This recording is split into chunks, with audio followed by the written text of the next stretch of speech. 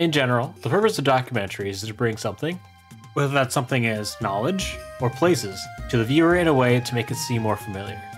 However, the challenge of bringing that familiarity to the viewer is increased tenfold. You start to deal with places and things that either never existed or existed long in the past. After all, how can you show the viewer something that is almost alien to them? It's this question that most dinosaur documentaries offer by being similar to nature documentaries, in no small part due to Walking with Dinosaur popularizing the format. After all, if it ain't broke, don't fix it. The same question, though, is answered in a different way with the next documentary on our retrospective, Prehistoric Park. In this show, the titular Prehistoric Park is a wildlife preserve with some of the world's most famous animals. But instead of your typical lion and elephants, it has T-Rexes and woolly mammoths. It was a task that seemed to be a tough one, but it was one that Impossible Pictures, the creators of Walking with Dinosaurs, seemed to jump at the thought. These creatures were then brought to life with help from Framestore, for CGI, and Crawly Creatures doing the animatronics. Both these companies were well known on their work for Walking with Dinosaurs, and they did their best to bring these animals to life. This would be the last bit of work they would do for the Golden Age, before moving on, and it is some of their best work. You can really see how much they've improved since then. Meanwhile, their writers did research on the then cutting-edge papers to decide which animals to choose. They decided on a mix of classics like T-Rex mammoths to more obscure animals, like the then recently discovered Microraptor or giant prehistoric bugs. With that done, they needed someone as a host. However, there was never any doubt who would be playing the man in charge of collecting these animals, none other than Nigel Marven. Now, we've seen different experimental formats in the past, but none have had quite as much success as the Nigel Marven series. Taking a wildlife presenter format, Nigel Marven's signature is to enthusiastically show the viewer the wildlife and landscape of the past. Taking viewers to the past is par for the course at this point, but taking animals to the present, now that's pretty unique. Unusual for most dinosaur documentaries of this type, there are actually multiple human characters, along with our main host. We have Suzanne, the head vet, and Bob, the head keeper of the Prehistoric Park. These trio of characters make for an interesting balance each episode, with all of them having the different challenges they need to overcome. Nigel, of course, having issues trying to lure and capture various animals. Suzanne oftentimes has issues maintaining the health and well-being of animals that have long since been extinct and are put into a habitat they're unfamiliar with. And Bob is stuck with making sure all the animals of the park are happy in their enclosures. Dinosaurs in captivity is a common trope that's been around for a while, but of course exploded with the rise of Jurassic Park. However, Prehistoric Park's design would be slightly different from other paleo zoos, with the main design being to conserve. Because of that, exhibits and main pressures would be different. This documentary has a main focus on conservation, and subtly, by going through their relatives, showcase the difficulties in capturing and raising exotic, endangered animals in captivity. For example, getting a breeding pair of saber-toothed cats to mate is the main focus on a B-plot of an episode. The growing amount of animals in the park also take a role of recurring characters. Because they are living animals, they grow and have their own challenges, which the cast needs to overcome to keep the animals happy. It's really interesting to just see how difficult these animals would be to keep happy if they were in a zoo today. And it goes a long way to make them being seen as living animals. It's this recurring cast of animals in Prehistoric Park that makes them stand out. It helps you get attached to the various plots around the animal. For example, the Tyrannosaurus siblings that Nigel picks up, Terrence and Matilda, that both grow and eventually need to be separated because of Matilda becoming more aggressive and accidentally injuring her brother. Or their solo mammoth Martha, who needs to be put in an elephant herd for her own mental health, and she spends a few episodes slowly getting acclimated to it. I feel the focus on the animals after capture really makes the show feel special compared to the others. We are attached to these, we want to see them flourish in their new environment, and honestly, you're just as invested seeing Tyrannosaurus surgery as you are in Nigel's quest to capture Microraptor. I don't say this lightly, but I honestly do believe that Prehistoric Park is the best documentary of this era. You can let everything is done out of a passion to educate people around these animals. The acting is phenomenal. All three main actors, and even smaller characters here and there. Having a cast of people around Nigel really makes them stand out as they react to Nigel pulling a Nigel. There's one example where he saves a bunch of Titanosaurs spontaneously, putting it all on Bob to figure out how the heck to take care of animals that are strong enough to break out of most containment and hungry enough to be constantly on the move. I know I'm not alone in this. I've seen people still talk about and even do fan art from time to time. The fan base is extremely passionate, and it's one of the only documentary series I know with a fan fiction page on TV tropes. Overall, if you'd had to pick one of these documentaries to watch, I'd say watch Prehistoric Park. It is perhaps the magnum opus of Impossible Pictures documentary series. It's unfortunate then that the show never got a season 2. In 2023, it was revealed there was talk of a follow-up series called Hell's Aquarium. By name, I can only assume it involves sea creatures, being a spiritual successor to Chased by Sea Monsters. For reasons unknown, however, it never went anywhere. After this, Impossible Pictures moved on from documentary series, though not dinosaurs entirely, with their creation of Primeval. Primeval was a time-traveling Dinosaur of the Week show, and although not quite as popular as rival show Doctor Who, it had moderate success. Graham Storr and Crawley Creatures continued to work on Primeval and will eventually move on to documentaries on occasion, with Crawley Creatures' most recent work being Prehistoric Planet. Prehistoric Park would be the pinnacle of this golden age. The age would not end with Prehistoric Park. It would end much later, but the seeds of it will be planted. In 2006, David Zaslav became CEO of Discovery. At a press conference, he said Discovery would be no longer a cable company, but a content company. These words would have dramatic implications on the future of the channel for years to come. Things would be changing soon in Discovery. It would be a change that would be slow, like a meteor on a collision course. It would be equally as devastating. However, for now, it would be business as usual. Dinosaur documentaries would still continue, and in the same year of Prehistoric Park, 2006, Discovery Channel aired Dino Lab. Dino Lab's main concept is not too dissimilar to Prehistoric Park. An ambiguously American lab called Dino Lab hosts a collection of dinosaurs where they perform various tests on the animals in order to learn about them. In between the dinosaur footage, we get actual paleontologists explain the results by looking at the bone. I think the show for its time was pretty good. It did a good job at explaining the then cutting-edge theories and shot down some inaccurate ones like Scavenger Rex. However, it was obviously done on a budget. It reuses models from When Dinosaurs Roamed America, Valley of the T-Rex, and Dinosaur Planet, and also cuts to scenes from those documentaries. This leads to some weird inaccuracies, for example, using the Coelophysis from When Dinosaurs Roamed America and calling it Troodon, or Zuniceratops instead of Triceratops. Both are really baffling to me, considering they had a good chunk of Triceratops and Troodon footage available from documentaries they had access to. Part of me wonders how the Troodon especially came to be, considering that as an entirely different animal. I wonder if they had a segment with Coelophysis instead, scrapped it late, if the CG team simply mixed the two up, or if perhaps the Troodon model would be deleted, forcing a Coelophysis after the script was already written. Speaking of which, the CG isn't that good. It feels, for lack of better terms, fake. Especially the Quetzalcoatlus and the Plesiosaur when they interact with the humans. It's this, plus the inevitably outdated science, that results in a show that might have not aged particularly well for its viewers today. For its time, it was a fine, if cheaply made show that informed outdated misconceptions that would be floating around. However, the cheap, inaccurate models and some concepts falling out of favor results in a show that isn't really all that, well, good in terms of scientific or entertainment value.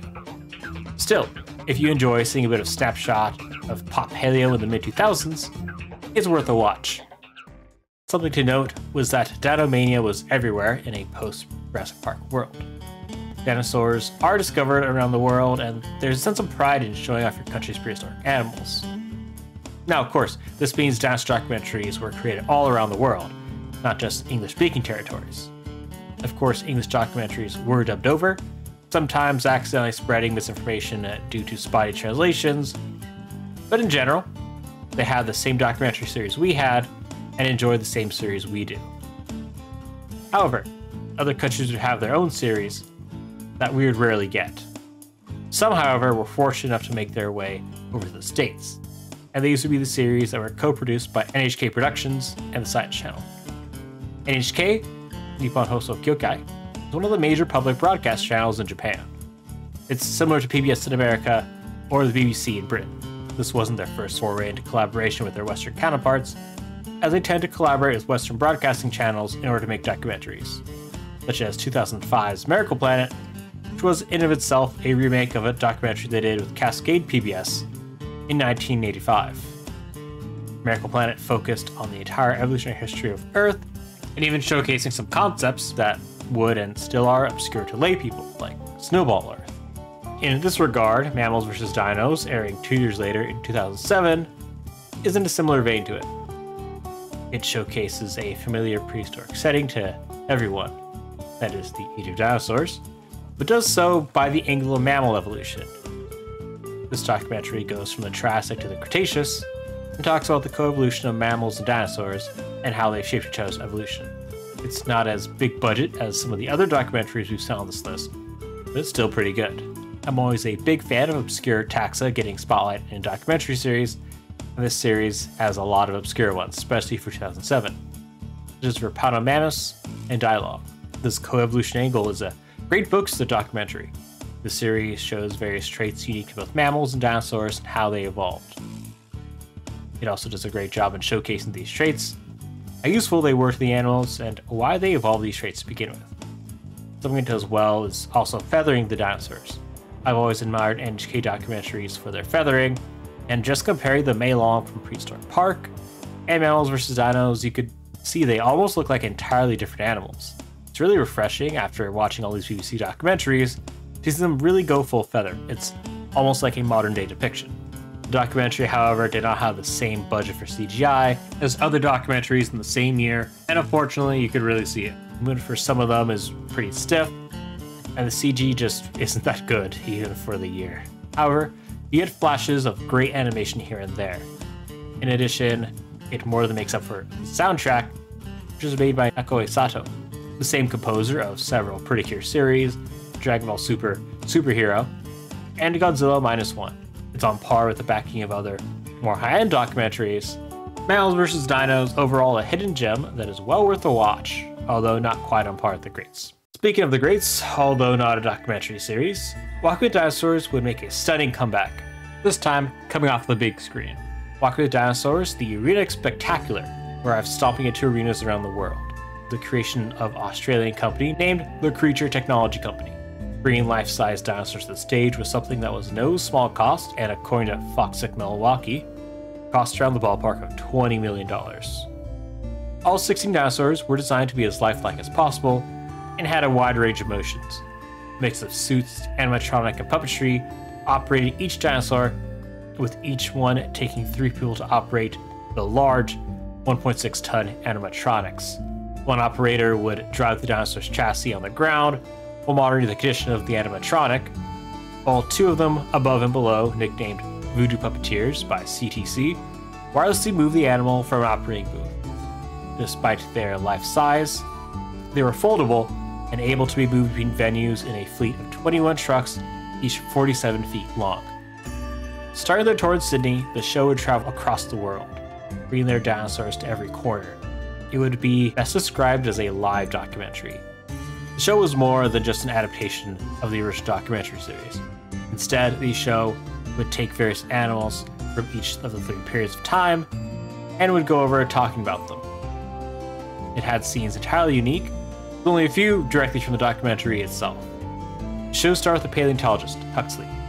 Huxley would work as a narrator, telling you the journey that you're about to go on. He then explained the various scientific aspects of paleontology in between scene transitions, such as plate tectonics and coevolution. This show started in the Triassic, and then ended with the End-Cretaceous extinction. Huxley would introduce each period, along with each dinosaur that they would come in.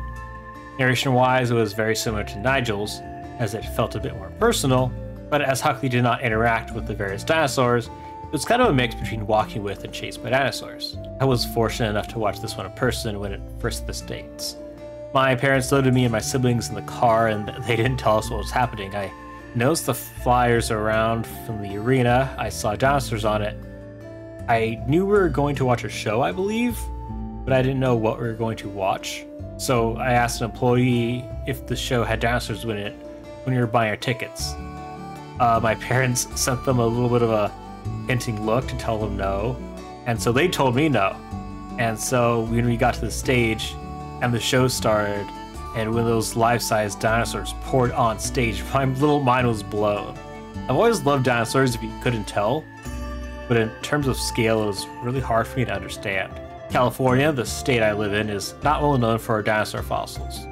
There's a few here and there, but our mammal fossils are what we have, and one of the most museums I have been to showcase. Of course, they have dinosaur fossils. The one I would oftentimes go to, California Academy of Sciences, has a giant T-Rex, but the life-size dinosaur displays just aren't super common. I remember being surprised at just how big the Stegosaurus and Brachiosaurus were. I knew they were large creatures, but being up close was really something else. The animatronics were just stunning in real life, and although recordings don't quite do it justice, you can see just how lifelike they move. They even grab little dinosaurs and would even have breakpoints too for the Torosaur jousting fight, which I thought was really cool.